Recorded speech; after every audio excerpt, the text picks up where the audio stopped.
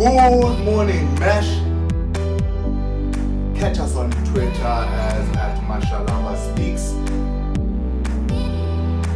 IG, it will be the man Yonela. Catch us on Facebook as Yonela Mashalaba. Good morning, Mash, the After Jog Thoughts. My name is Uyonela Mashalaba, aka the iceberg that never broke. Don't forget to catch us on Twitter as Mashalaba Speak. On IG, we are the man Yonela. Of course, on Facebook, Uyonela Mashalaba. Don't forget to subscribe on this beautiful, informative channel. I know that we have been missing each other for some time. Things are a bit tricky now because of the lockdown. The content is there, but as you'd understand, the nature of the channel is one that is interactive. So we usually find people that are very knowledgeable on particular topics, and then we take a jog with those people and then engage with them on a later stage. So I would have to change the strata of the channel as it is. So, but I'm here making sure that we do have continuous content on the channel. Again, do take the time to subscribe on this particular channel. We are chasing the 400 mark, so please help us reach that 400 subscriber mark. On social media, I have been having a conversation with a few of my friends and colleagues about the coronavirus, COVID-19, 2019 nCoV, as it was termed when it started. So because of the implementation approaches that have been implemented by different countries, we've kind of have been having these conversations in terms of the one that has been chosen, or the direction or approach that has been taken by South Africa. First of all, as we remember, China alerted the World Health Organization about the possible virus that has SARS-like traits. It was the 31st of December rather, that China actually made this pronouncement to the World Health Organization. The World Health Organization then in turn on the 30th of January declared the COVID-19 as a global emergency. And then on the 11th of March, the coronavirus was pronounced or declared by the World Health Organization as a global pandemic. South Africa, as you'd know, Minister Zweli Mkhize has been working very hard with his deployees to try and flatten the curve in South Africa. And it has been praised. The South African approach has been praised globally for its efficiency and its ability to lock down particularly domestic travel in an attempt to flatten the curve. And we have seen the gains of that, as you might have heard from the minister himself, that the spread itself seems to have decreased, or rather lowered. The infection rates seem to have lowered. If you can check at the at the provincial stats as they stand, you will see that Gauteng is the one that stands with most cases at 645. That was from 2 days ago. The stats might have changed from today, but these are the ones that were reported by the minister himself. Western Cape was at 326, KwaZulu-Natal was at 186, and at the bottom was the Eastern Cape with 15, Mpumalanga 12, and the least cases were reported in Limpopo. So those are not all the provinces, obviously, but I just thought, let me just give you a reflection of what has been happening in South Africa.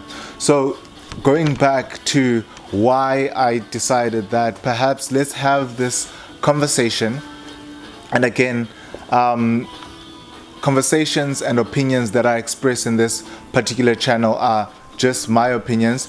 you are allowed to differ, and you can just add your comments on the commentary section, and let's have this debate. The most fundamental part of my argument was that I have been watching the news. I've been watching the news. I've been watching social media, and everyone has been rightfully so calling on the nation to stay at home, to obviously bring the curve down and to lower down the interpersonal spread of the virus itself. However, with that, we have been seeing people that are struggling to self-isolate, or rather to stay at home, because of the conditions under which they find themselves in. For example, you have seen in squatter camps where people have been shamboked, people have been tortured by the military for not staying at home for one reason or the other. And for me, when I looked at these situations, I really realized that it is so much easier for one to say people should stay at home without actually understanding the social conditions of where those people come from. I think today around 8 people have been killed by the police in their attempt to enforce the stay at home or the quarantine. And some of those people were drinking in public areas where they were not supposed to be drinking. But also, for me, the other reality of that is that everyone is drinking. Everyone who drinks is drinking, because if you have seen social media, people have been brandishing their alcohol on expensive boats in secluded lagoons. People have been showing us on Instagram their expensive bottles and their piled stock of alcohol that they bought. So everyone who is drinking is currently drinking. The only difference here is that the poor who are in the townships were unable to stockpile alcohol because of the obvious reasons they could not afford to do that. So, and perhaps someone else might say that but we're looking at saving lives here. We're not looking at enjoyment, and we're not looking at pleasing anybody. But the fact of the matter is, everyone is doing this, and that is the one thing that we must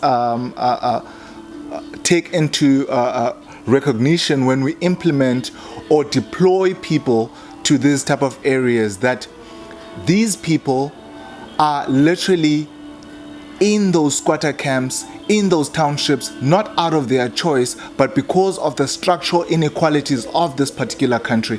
I am not saying, again, and I must say this, I'm not advocating that people should break the law, but I'm saying interventions that are put in place should take into cognizance the type of environment that the people find themselves in.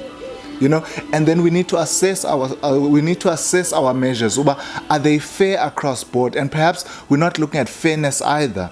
But the reality is, people who drink will drink.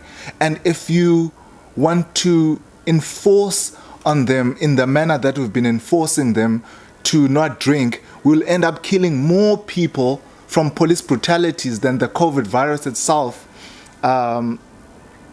have killed people. Because if you look at the numbers of the COVID virus, the deaths in South Africa, we're standing at 5. And police brutality cases, we stand at 7.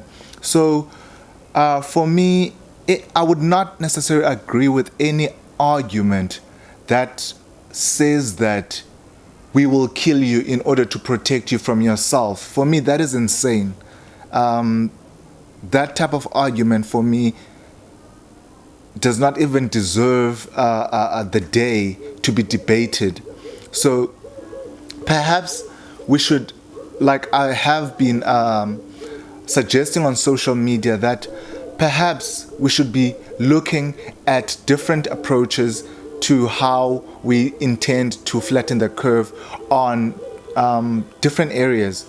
For me, it really does not make sense for you to implement the same strategies in Cape Town, Johannesburg, and Durban, where the first cases of coronavirus were found, and then you take those same strategy and you implement it in Libode, in a district that has no reported cases of this, but in a district that has poor people that live literally hand to mouth, that have to have and go and collect some form of money on a daily basis in order to eat. I've been seeing metal or scrap workers complaining that they've had nothing to eat. That on an average day they would probably collect anything from 20 to 50 rands, and that they would use that particular money to go and buy bread or anything to eat. And now, because of the quarantine itself, they have not been able to collect any form of scrap, meaning that they haven't been able to buy anything to eat.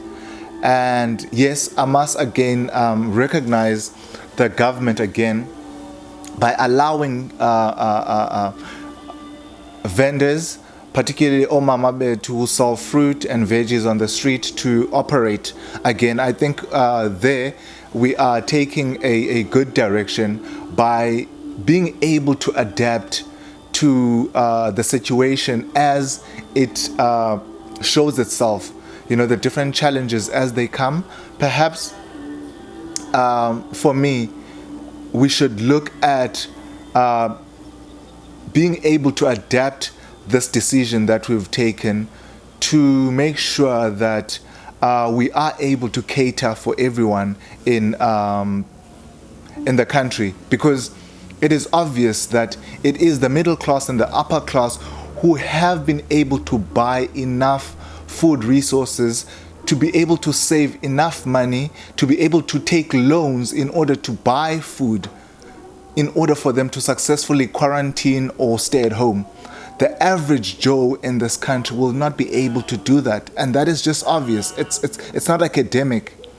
So preventing that person from making some form of money, preventing that person from buying their daily necessities, for me, just does not make sense.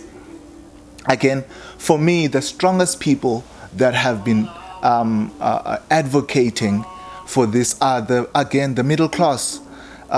They are the ones who are calling on the poor to stay at home, calling on the poor to be brutalized by the military. I've seen that on social media where people say, yes, if the people are not listening, they must be brutalized by the military. But those are the same people who are showing bottles on social media, expensive bottles, that is drinking at home, having fun at home, enjoying their spaces at home. Their comfortability is very limited compared to the people that they are actually enforcing that the military should act on. So for me, I don't know if we are looking at this from our angle only, or from the perspective also of the person that can't make money to go and buy their essentials because of this current lockdown.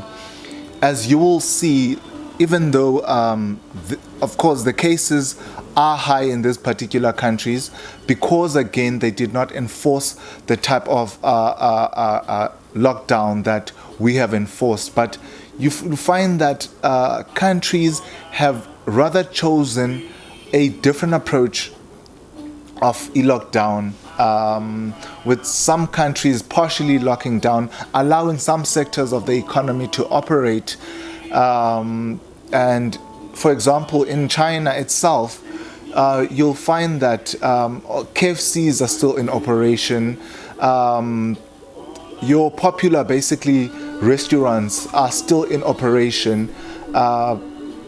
Certain sectors are still able to sell. I'm not talking about emergency services here. I'm talking about the fact that you'll find that other economies are not as shut down as South Africa's economy is. And of course, those countries that I'm talking about have resources for early detection. They have rolled out screening across board for free. So it may be unfair for me to compare South Africa to those countries. But as well, you have to realize that South Africa, on the other hand, has a failing social welfare system where we're locking down people without the know-how of how they must feed themselves. People, for example, if you look at social grants, people had to come out during social grants because of the system that we have. We don't have a type of system during lockdowns that would assist people to self-isolate, And if those type of systems, official government systems, are failing, then you can just imagine how the average person in the township that relied on that 20 to 50 rand per day is surviving. Because government makes concessions when it comes to recognizing that their systems are failing to make sure that the quarantine happens successfully. They allow taxis to operate 24 hours. They allow people to gather in large numbers. So why would a person that lives hand to mouth not go and gather at a supermarket where they usually buy food on a daily basis? So for me, I don't know. I think we really need to revisit what is comfortable for us who are speaking behind high walls with enough necessities to survive for 21 days with a person who does not have anything to eat the next day. So for me, by saying that again, I'm not saying that we should not enforce the measures that we have enforced, but I think a little bit of understanding and sympathy on the people that are walking out there instead of calling for the military to brutalize them. I don't know, but I think we are looking at this from a point of privilege, and it is informing our comments on social media. It is informing how we see that this curve should be flattened.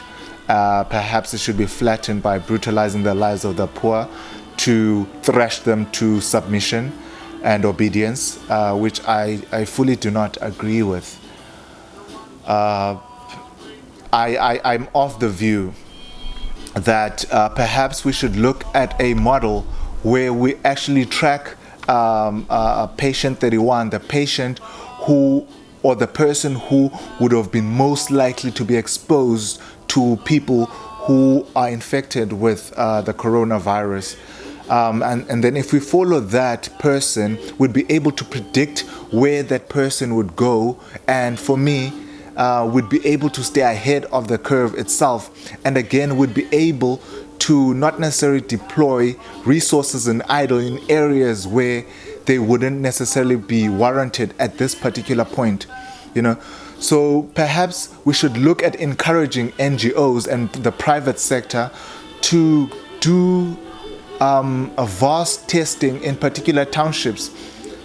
The private sector needs to be congratulated for stepping up to this particular challenge. Again, the government itself has bought over 60 vans to do mobile testing, and that is for me very impressive. And again, it speaks to the type of approach and hard working that our government has been undergoing. So there's still a lot, as the Minister of Health has said. There's a lot that is yet to be seen in the following days, and perhaps we are at the calm before the storm. Whatever that is, I'm of the view that we should always look at any strategy, at any life-saving mechanism from the point of the poor, from the view of those who can't afford to do anything. So if we look at every solution, at every avenue from that perspective, we'll be able to to understand the different challenges that would be faced by every solution that we put out there for our people. And I'm sure if we look at our solutions from that perspective, our people are more than happy to comply and support the different steps that have been taken or that are said that should be taken by the country. Again, I did not mean to be long at all. I just thought that perhaps we just needed to talk about this. And again, if you disagree or agree, please talk to me on the commentary section, and let's just, like the minister said, there is no perfect solution to this pandemic. So there'll be different views, there'll be differing views, and that is okay, because I think no one has bad intentions here. We are all trying to serve the country as best as we know how. So, yeah. Again, igama nguYonela Mashalaba, aka the iceberg that never broke. Take care.